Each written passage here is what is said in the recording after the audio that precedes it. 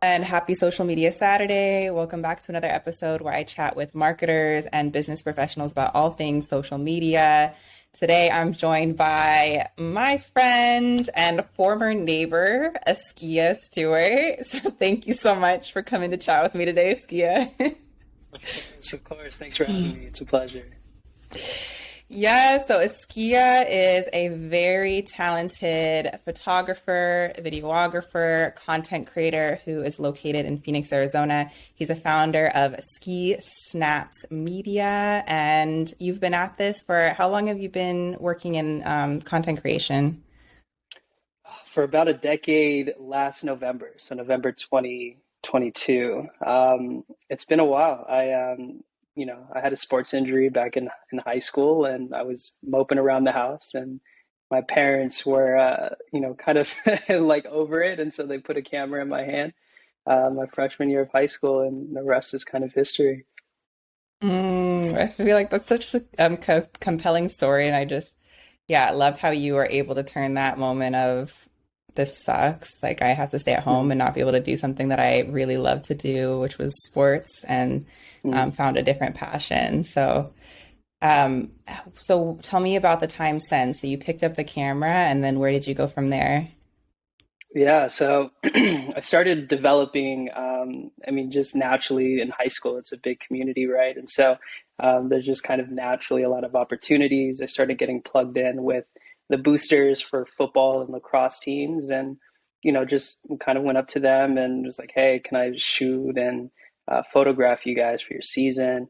Ended up, developing just a brand, becoming that guy who was always with the camera at different events and at the time, like parties and different things. And so it was really nice to be able to just develop, and everybody knew I was the photo guy.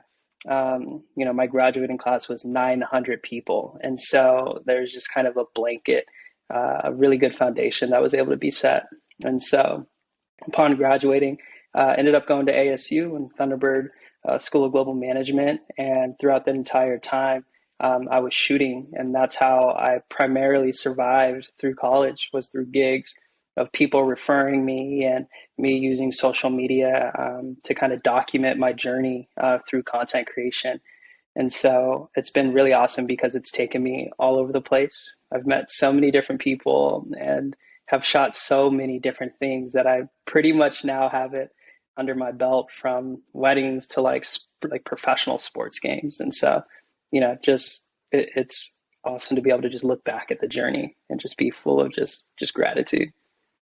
Definitely. Well, that's really impressive Uh, that you were able to support yourself and have been able to support yourself on this. I know when we met during the pandemic in 2020, you were doing that mostly, and it's great that you're able to build that clientele over, oh my gosh, now a decade of that work. And I always love seeing your social media content because you can tell that you're a talented and experienced videographer and photographer. Everything is so high quality. It's just crystal clear and really thought through. So I'm so curious about the social media piece. How have you utilized social media to grow your business? mm, yeah, so the primary function that my social media serves is as a case study of, like, I'm doing this for myself and my clients, let me do this for you. And so it just serves as like an example of what my ability is able to do. And so it's been awesome because a lot of people will come to me and just find me through Instagram and say, like, hey, like, I saw somebody reposted a shoot that you guys did. I would love for you to shoot my wedding or what have you. And so social media has played a huge part. I would say about 90% of my clients that I get are either through word of mouth, or like through social media organic. And then the other 10%, which I've been playing around with, has come through paid ads. And so actually having like a concerted effort on creating a post for a very specific reason and then throwing some money at it. And it's been successful the handful of times that I've tried to do it. So that's like the most recent evolution, is trying to really hone in on what that looks like for myself, because I've done it for clients and such. And so a lot of the 2023 energy, new year, new me, has kind of been focusing on doing stuff for myself, and really taking ownership of what that looks like. Yes. Oh, yeah. I've been seeing you pick it up with the social media content. I see you on my feed, so really great to see that you're sticking with that resolution. And that is the great thing about social media, and I think Instagram in particular, it really has become a resume or a portfolio for so many creatives to be able to say, okay, this is what it looks like. And if you would like to hire me, this is what your Instagram feed could look like too. It could look this beautiful and high quality. And I'm really interested about that paid advertising piece because that's one of my resolutions for this year is to really I want to improve my experience and my comfort with paid ads and just play around with it some more. So I'm wondering, what has that looked like for you, and what have you tried, and what has been successful on paid ads? Yeah, definitely. Primarily through Facebook and Instagram. I've done both like boosted posts as well as like full ad campaigns. And so really playing around with like A/B testing across different groups, right? So if I know that I'm wanting to do like a wedding promotion, right? What I'll do is actually get with another like photographer, videographer, to film me kind of doing like behind the scenes of, a couple shoot. And so then I'll take the piece of content that I get from them and use that to actually target, either guys in a certain income range, women in a certain income range or age group, or just try to figure out who's most likely going to be the person that would click on the ad and then buy it or like go through the entire funnel. And so far, last year, when I was trying to do specifically with weddings in the fall, I was able to secure like two clients off of ads. And so that Wow. was just one client pays for the, $40 that I that I put towards the Totally. ads. And so, so it's just trying to balance everything. I just want to focus on that a little bit more and start digging into that because that just seems like a gold mine.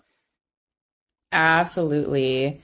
And it can be fun too, as kind of what I'm seeing in your face as you're talking about it and as you describe it. It's kind of just experimenting and trying different things out and being creative, like who can I Mhm. reach and what might work. And so from your learnings, I mean, for other people, other photographers, I guess the question is, what advice would you have for other photographers or content creators who want to get started with paid ads but don't know where to start?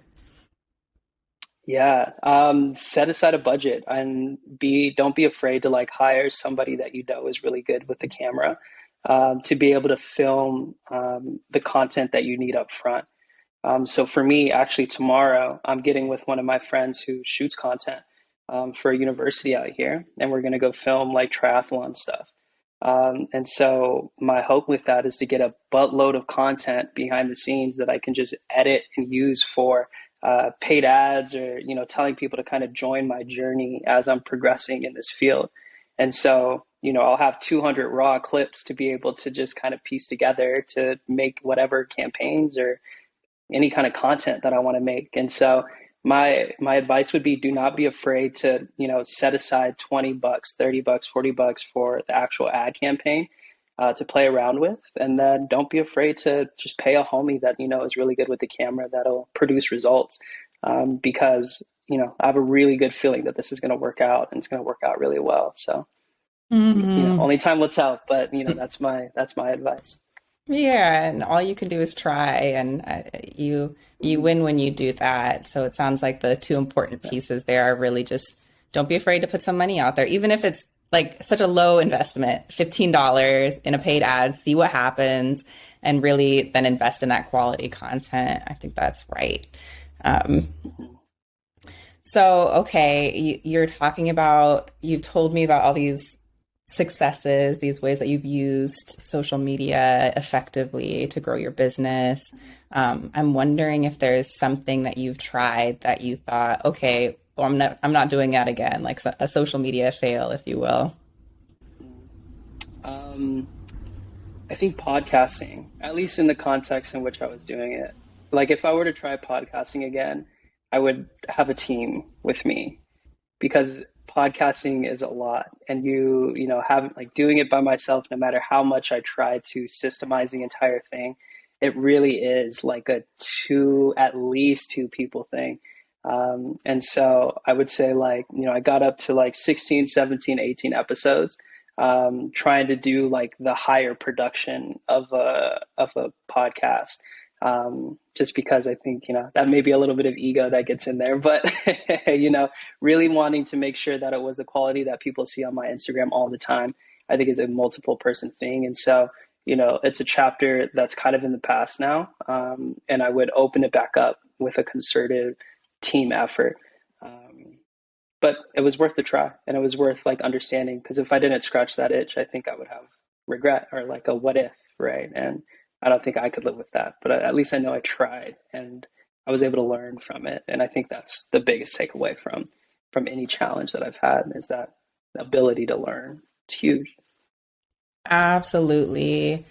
And that speaks to something that I see a lot on social media, which is perfectionism getting in the way of Mm. trying these types of things. I've myself experienced so many times where I had an idea and wanted to see if it worked, but then talked myself out of it, thinking, okay, no, that's actually not going to work, or, XYZ, it'll be too much or not enough. And so I think that's really a key piece with social media. You just really got to put it out there and try. And there's really low risk, because with this podcast, I saw that season for you, and that was great content. And yeah, that's not a fail in itself. And so thank you so much, Askia. I really appreciate your time. Yeah. This was awesome to hear about your journey and some of the things you've learned from social media. Do you have any last pieces of wisdom that you would like to share? Um, just output. I think that's the biggest thing, is like, I think it was something like Gary Vee said, in college, like years ago, was like, you're not going to be able to hit home runs if you don't step up at bat. And so the more at bats you have, the more likely you're going to hit the ball. And the more likely you're going to hit the ball, the more likely your opportunities you're going to have to hit a home run. And so I think that's sort of, the mentality right now is like output, output, output, and trying to be as creative and intentional with that output as you can to be sustainable. And so just push and try, and don't be afraid to try. Yes, I love that. Experiment, create content, create from Hmm. those ideas that pop into your mind at 2 a.m. in the morning. Just try it out. And there's just so much opportunity to do that, especially now with TikTok and just this wave of short content being really popular. So I think that is very sound advice. So thanks again, Askia. And for anybody watching, please read his full interview, full written interview in the article, and you can follow him at the social links below. So thanks very much.